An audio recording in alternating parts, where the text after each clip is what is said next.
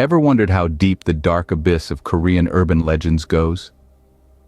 Welcome to a chilling journey through the shadows of cultural folklore, where the line between reality and superstition blurs. These aren't just stories. They are whispers from the past, entwined with societal fears and beliefs echoing through the ages. In the heart of Korea, tales of ghostly apparitions and eerie occurrences are not merely the stuff of horror movies. They are a part of the cultural fabric, passed down through generations. They influence the way people live, shaping their fears, and sometimes their very identity. From haunted schools to virginal phantoms, from sinister superstitions to modern-day hoaxes, these legends have found a way to seep into the collective consciousness, becoming an integral part of Korean culture. Each story, each legend, is a thread in the tapestry of fear and fascination that binds the society together. As we embark on this journey, remember, these are not just tales to send shivers down your spine. They are a mirror into a culture's deepest fears and its most profound beliefs. So, brace yourself. Let's delve into these spine-chilling tales, not for the faint-hearted. In Korea, writing a person's name in red ink can signify a terrifying fate. Let's delve into the eerie world of the Korean red ink taboo. It's a superstition that has been deeply embedded in Korean culture for centuries, a chilling tradition that has its roots tangled in the grim specter of death. Traditionally, red ink was used to record the names of the deceased in family registers, symbolizing their passage from the world of the living. Over time, this practice evolved into a deeply ingrained superstition. It's believed that writing a living person's name in red ink is an ominous sign, a grim prediction of ill fortune, or worse, a premature death sentence. Picture this: a young man, let's call him Min-jun, just arrived in Seoul for his first year of university. He's excited, nervous, ready to face the world. One day, his roommate, unaware of this superstition, casually scribbles Min-jun's name on a poster in red ink. They laugh it off, thinking nothing of it. But then, strange things start to happen. Min-jun begins to feel an unshakable sense of dread, a constant chill running down his spine. He's plagued by nightmares, sees shadowy figures in the corner of his eye, hears whispers in the dead of night. His health declines rapidly. He's losing weight. His skin is pale, his eyes hollow. It's as if he's being consumed by an unseen force. Despite his friends' attempts to convince him it's all in his head, Min-jun can't shake off the feeling that he's been marked by death. He's terrified, trapped in a reality that's distorted by fear and paranoia. In the end, Min-jun succumbs to his fear, a victim of an ancient superstition or perhaps a self-fulfilling prophecy.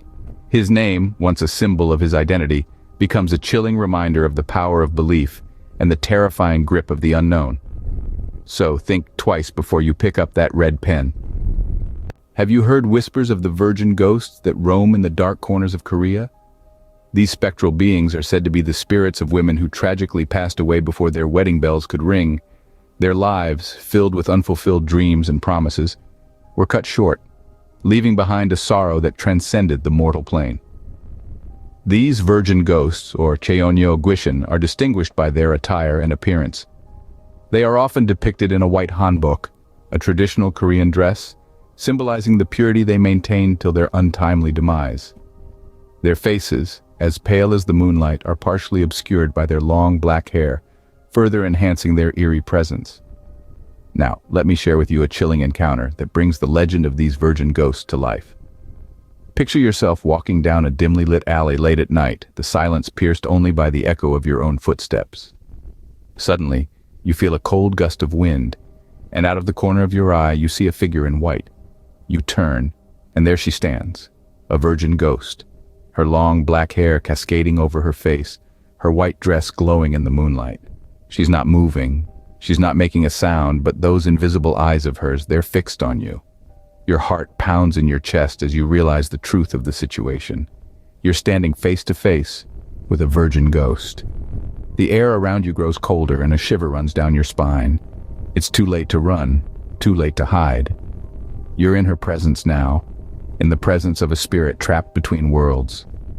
As the legend goes, these ghosts are not inherently malevolent, yet their sorrow and longing for a life they couldn't live can manifest in ways that can be unsettling, to say the least. They linger in the shadows, in the corners of your vision, a constant reminder of the life they were denied. Remember, they're always watching, always waiting, They are the virgin ghosts, the silent observers in the darkness, a chilling testament to the world beyond our own. Imagine walking into a bathroom only to be greeted by a ghost. Now, this isn't your typical greeting. This is the kind of greeting that sends shivers down your spine and makes your blood run cold. Welcome to the realm of Korean urban legends, where the ordinary becomes extraordinarily terrifying. In the heart of Korea, there's a tale that's been passed down through generations.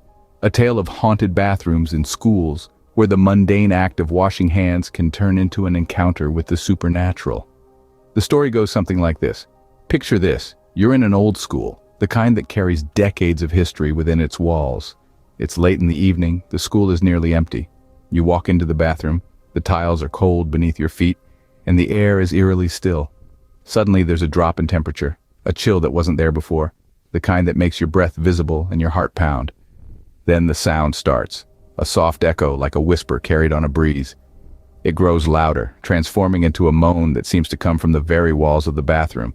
It's as if the room itself is crying out in sorrow.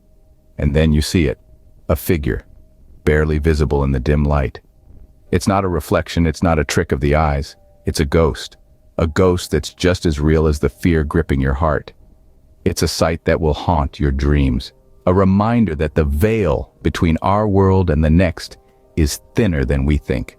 You quickly exit, leaving the ghost to its sorrowful lament, the echo of its moans still ringing in your ears as you rush out into the night. This is the legend of the haunted bathrooms in Korea, a chilling tale that turns an everyday place into a stage for the supernatural. So the next time you walk into a bathroom, remember this story. Because next time you use a bathroom, you might not be alone.